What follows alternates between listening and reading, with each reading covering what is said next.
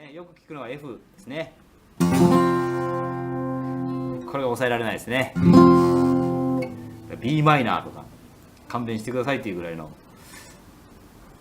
ですね。大変でございますが、ポール・マッカートニー講座ですから、ポール・マッカートニーの抑え方ですね。これは凡人とは違います。ほとんどの方、99% の方はですね、例えば E ですね。E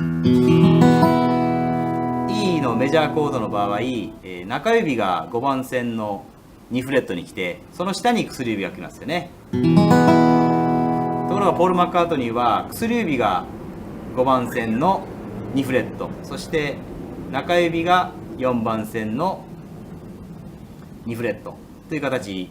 これマイナーもそうですね。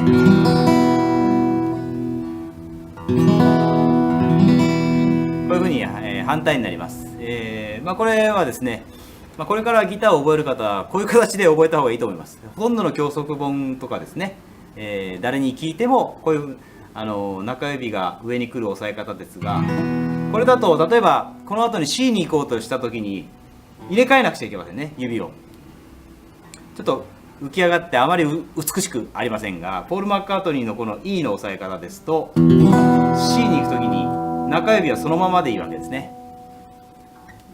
だから薬指がそのまま3フレットに滑って C になると。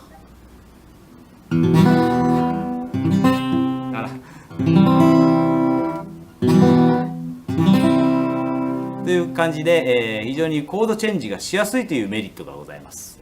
もちろん例外はありますが、ポール・マッカートニーは、こういう形で押さえてますね。E、それと a マイナーですね。特にこの2つが、有名と言いましょうか。ポール・マッカートニーはなぜかこういう押さえ方をしますね。ちなみに a マイナーは薬指が4番線の2フレット、そして、中指は3番線の2フレット、そして人差し指が2番線の1フレットという感じになります。これ、ね、コードチェンジの時に非常に有利になりますので、こういう押さえ方もあるんだということをですね、覚えていただくのもいいかもしれませんね。というわけでございます。後々役立ちますので。ではそういうことで See you next time!